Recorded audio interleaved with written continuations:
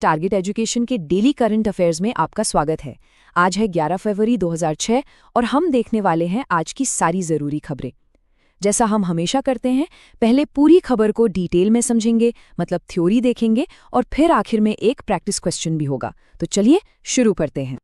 तो चलिए दिन की शुरुआत करते हैं एक ज़बरदस्त मोटिवेशनल लाइन के साथ। सफलता का कोई राज नहीं होता, ये तो बस तैयारी, कड़ी मेहनत और अपनी गलतियों से सीखने का नतीजा है ना कमाल की बात। मतलब नॉलेज और मेहनत ही सब कुछ है। तो बस इसी जोश के साथ चलिए देखते हैं आज क्या क्या हुआ। तो आज हम क्या क्या कवर करने वाले हैं। सबसे पहले देखेंगे कुछ इंपॉर्टेंट डेज और अपॉइंटमेंट्स, फिर बात करेंगे देश के बड़े प्रोजेक्ट्स और इनिशिएटिव्स की। स्पोर्ट्स की दुनिया से भी कुछ मजेदार खबरें हैं, और हाँ, बैंकिंग और टेक्नोलॉजी में क्या नया चल रहा है वो भी जानेंगे। इंटरनेशनल रिलेशंस पर भी एक नज़र डालेंगे, और आखिर में होगा हमारा रैपिड फायर राउंड, जिसमें हम बाकी बची हुई ज़रूरी खबरों को फटाफट कवर करेंगे।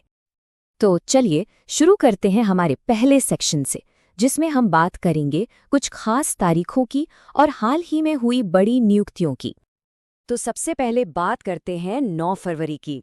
इस दिन मनाया गया इंटरनेशनल एपिलेप्सी डे। अच्छा, ये दिन हर साल फरवरी के दूसरे सोमवार को मनाया जाता है।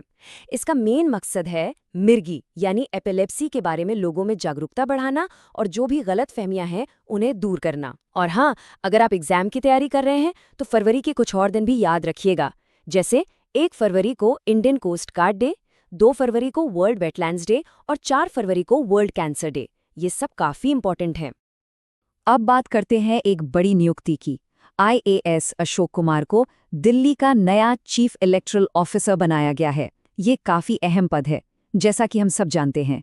इसके अलावा एक और अपॉइंटमेंट याद रखने लायक है।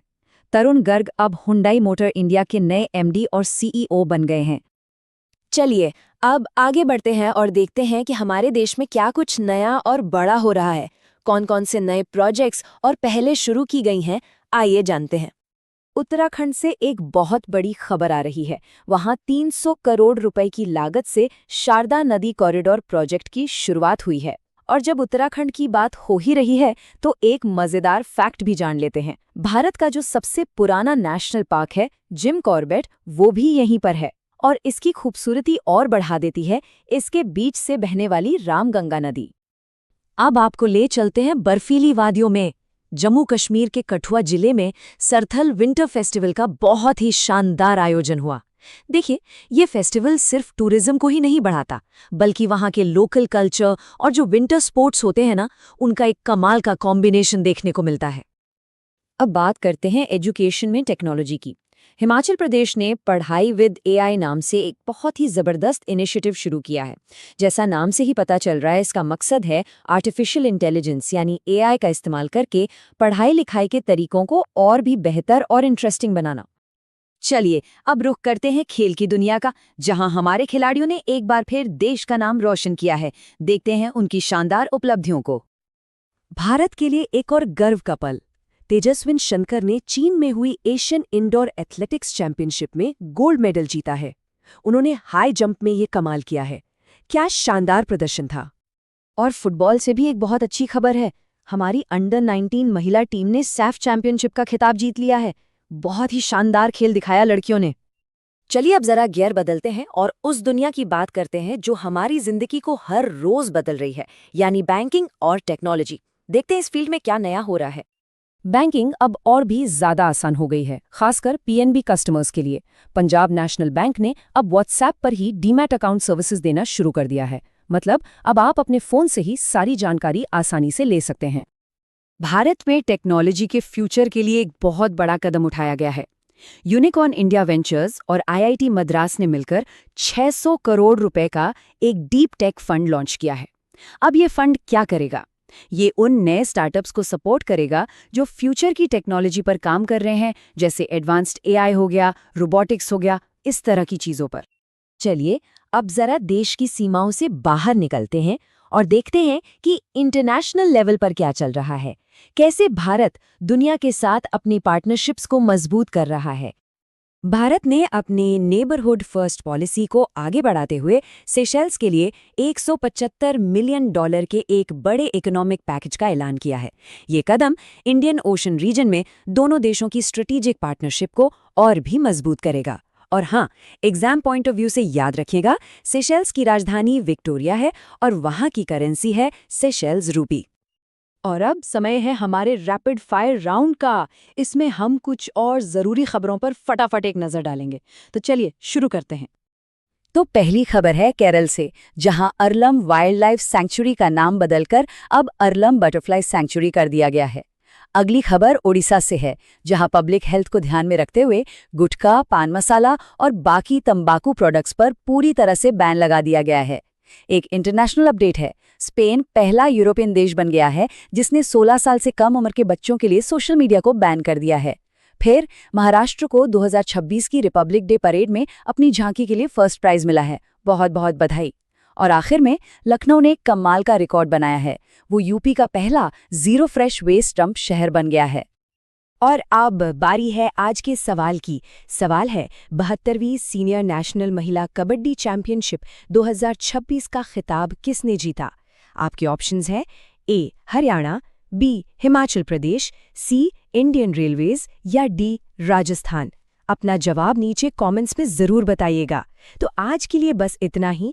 कल फिर मिलेंगे कुछ नई और ताज़ा खबरों के साथ। अपना ध्यान रखिएगा। धन्यवाद। नमस्कार, टारगेट एजुकेशन में आप सभी का स्वागत है। आज हम देखेंगे 11 फरवरी 2026 के सबसे ज़रूरी करंट अफेयर्स, वो भी MCQ फॉर्मेट में।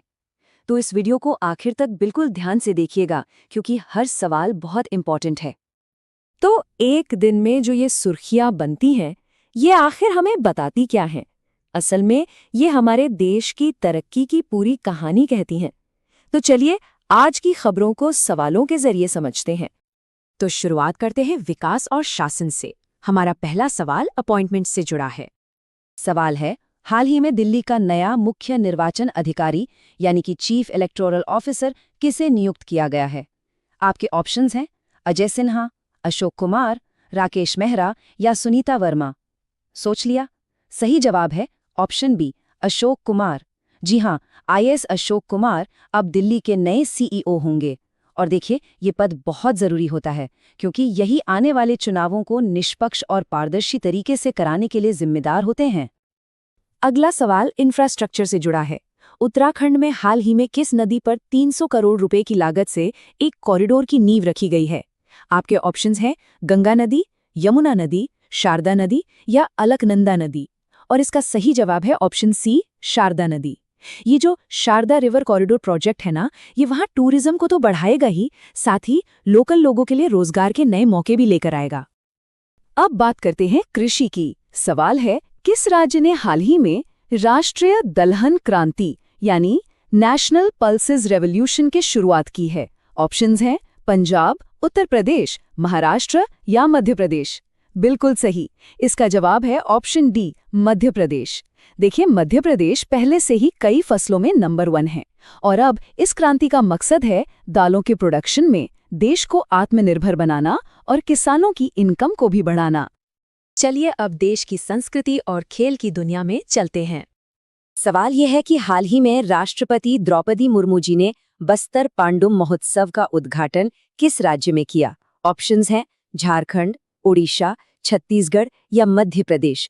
सही जवाब है ऑप्शन सी, छत्तीसगढ़। और कमाल की बात देखिए, भारत की विविधता कितनी खूबसूरत है। एक तरफ मध्य भारत में ये फेस्टिवल हो रहा है, तो वहीं दूसरी तरफ जम्मू कश्मीर के हिमालय में सरथल विंटर फेस्टिवल भी मनाया जा रहा है। अच्छा, यहाँ पर एक एक्स्ट्रा फैक्ट बताता हूँ जो अक्सर कंफ्यूज करता है।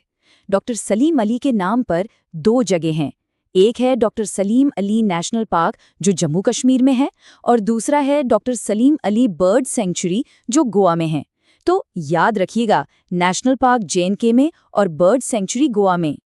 खेल जगत से अगला सवाल, हाल ही में किस देश की अंडर 19 महिला टीम ने ASFF फुटबॉल चैंपियनशिप जीती है?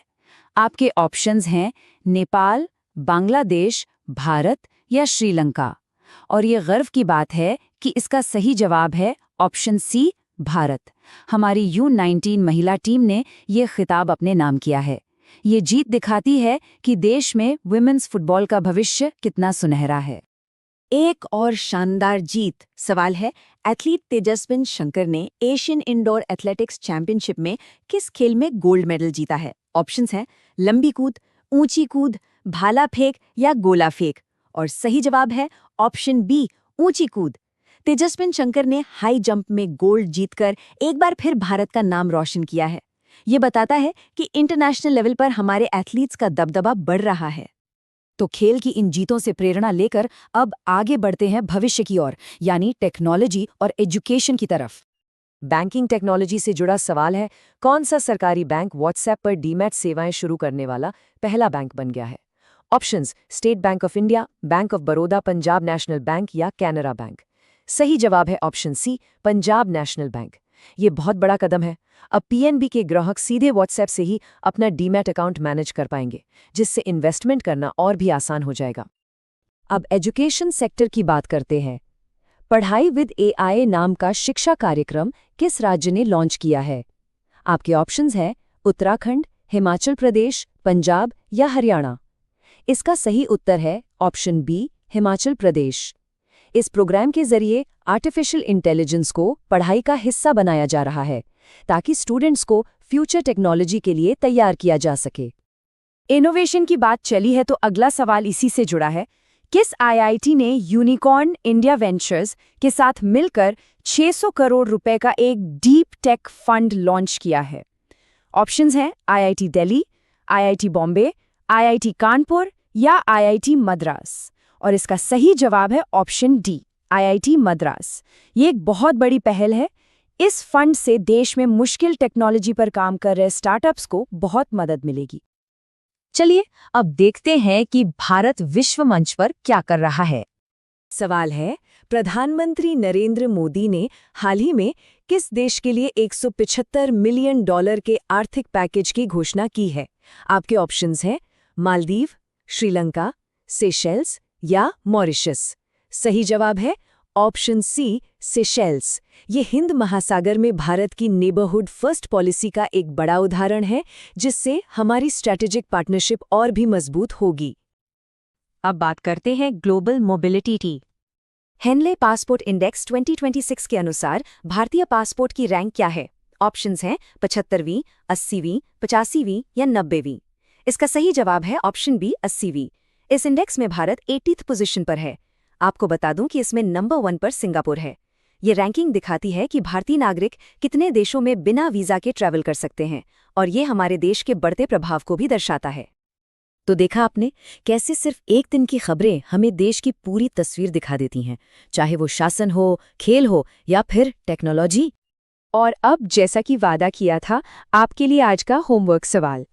आपको बताना है कि 72nd सीनियर नेशनल महिला कबड्डी टूर्नामेंट 2026 किसने जीता। इसका जवाब आप नीचे कमेंट्स में जरूर बताइएगा। तो ये थे आज के सबसे महत्वपूर्ण करंट अफेयर्स। उम्मीद है आपको सब कुछ अच्छे से समझ आया होगा। इस सेशन की पीडीएफ के लिए हमारा टेलीग्राम चैनल जरूर ज्वाइन कर लें, और अगर आप रोज ऐसे ही अपडेट्स चाहते हैं तो टारगेट एजुकेशन चैनल को अभी सब्सक्राइब करें और हमें इंस्टाग्राम पर भी फॉलो करना ना भूलें। मिलते हैं कल यही करंट अफेयर्स के साथ।